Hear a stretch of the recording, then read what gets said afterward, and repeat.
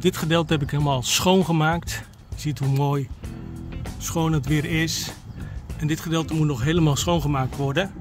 En ik ga je even laten zien hoe je dit misschien wat sneller kunt doen. Uiteraard is het belangrijk dat je, voordat je gaat beginnen met schilderen, dat je de hele boel goed schoonmaakt. En als je even hier kijkt, dan zie je al dat er wat schade in zit. Hier is al wat rot, dus daar moet ik nog naar kijken. Maar in eerste instantie starten we met het schoonmaken. Dit gedeelte lopen we later gewoon nog na. Nu maken we het mee met schoonmaken. En dit gedeelte begint hier ook los te komen. Dus dat gaan we allemaal nog controleren. We zien ook dat hier bovenop de kit eigenlijk op is.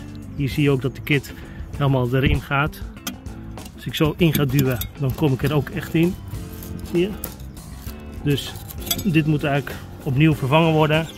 En dit gedeelte loop ik straks nog helemaal na. Maar het schoonmaken is belangrijk om eerst te doen. Dus ga ik even laten zien hoe je dat wat sneller kunt doen.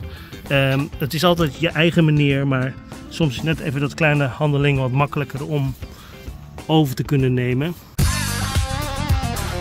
Schildersbedrijf Edens, de vakman voor uw woning. Pak even een kwast en maak even snel nat. Dan kan het even ondertussen weken. Je hoeft niet gelijk al helemaal schoon te krijgen, maar alleen je weekt hem daarmee een stuk los. En met zo'n kwast kom je ook echt overal wat makkelijker bij in de kleine hoekjes. Wat meestal heel lastig gaat om met je vingers ertussen te komen. Zie je, de helft is dan nu al bijna eraf. Maar het is alleen nu de eerste start om hem nat te maken.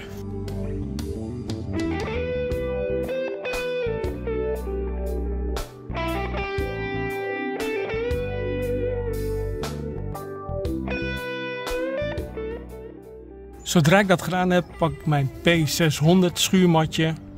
Die heb ik al een keer gebruikt tijdens het matteren van het schilderwerk. Maar nu kun je hem weer mooi gebruiken voor het schoonmaken. Dus je hoeft het niet gelijk weg te gooien.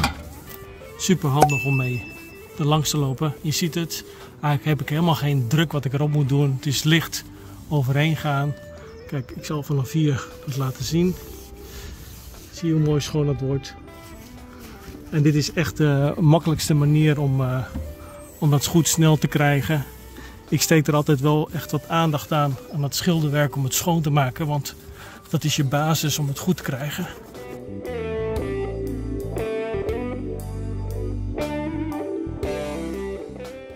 Kijk, ook daartussen. Dat kun je dan even, dat sponsje ertussen duwen. En dat is wat makkelijker.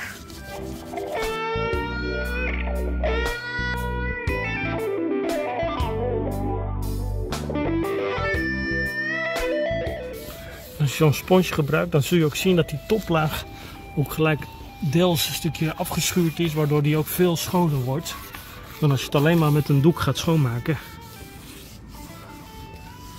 Nou, ik ben al helemaal rond. Hey, voordat we verder gaan wil ik je even kort attenderen op deze nieuwe shirts die ik nu te koop heb. Met jouw bestelling maak je het mogelijk dat ik deze informatieve video's voor jou kan blijven maken.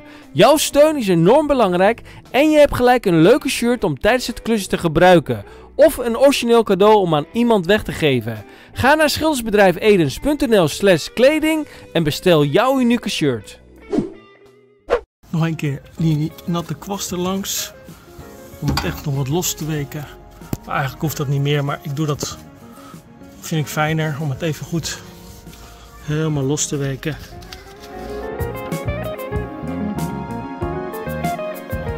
En nou is het eigenlijk met een doek die natuurlijk wat vochtig is, even nadrogen.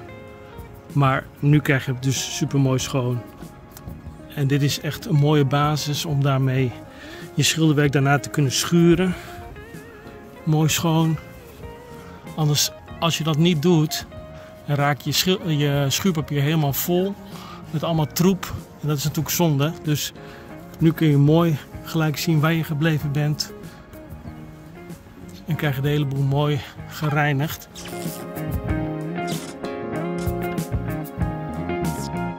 Pak even een plamuurmesje. Doe je de doek eromheen. Dan kun je altijd nog in dat tussenrandje wat meer druk geven. En dan kun je hem zo mooi ertussen reinigen. dan heb je het geheel mooi schoon.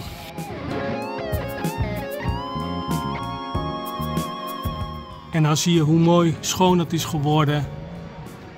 Super fijn om mee te kunnen schilderen daarna. Het glimt nog zelfs een beetje. Dit is 12 jaar geleden gedaan. Dus het is nog hartstikke mooi. Alleen dit gedeelte wat ik altijd nog doe is nog één keer ook het glas, de meeste vel eraf halen alvast. Natuurlijk ga ik hem later nog schoonmaken, maar het is belangrijk om even dat grove vuil eraf te halen. En dan heb je eigenlijk een goede basis om mee te kunnen starten van je schilderwerk. Nu is het ook veel mooier schoon. Je ziet ook wel dat alles echt mooi schoongemaakt is.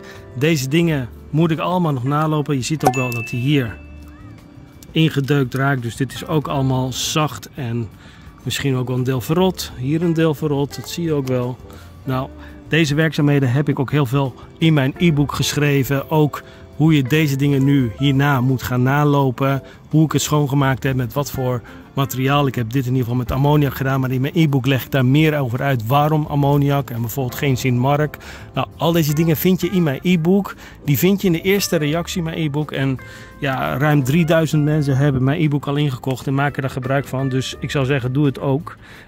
Dit gedeelte ga ik dus nog repareren. Kijk, als ik eraan ga trekken, dan zie je wel, het is gewoon verrot. En dit deel is natuurlijk, ze hebben hier heel slecht hout gebruikt in de bouw destijds, hebben ze me aangegeven. Maar hier moet ik er wat aan gaan doen. En dat geldt hier ook voor de randen. Nou, dit soort dingen heb ik ook in de e-book opgezet.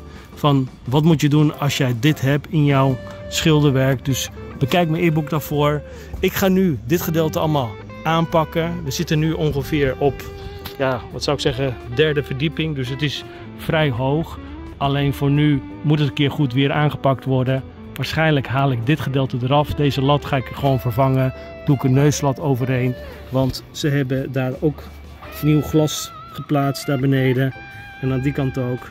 Alleen hierboven konden ze niet komen. Dus ik ga dit verwijderen. En even overleggen of ze nog nieuw glas erin willen hebben of helemaal niet. Maar ik ga dit sowieso dan met een neuslat vervangen. Want dat hebben ze beneden, hebben ze dat ook gedaan. Als dat gedaan is, kit ik dit natuurlijk helemaal af. Ik ga je één goede tip geven. Als je zoals nu schilderwerk weer opnieuw gaat doen en na zoveel tijd, is het belangrijk dus dat je de kit naloopt. Maar als dit nog goed is, wanneer ga je weer hierboven helemaal 3 hoog komen? Dus het is belangrijk dat je altijd de kit zeker onderin even helemaal vervangt, opnieuw afkit.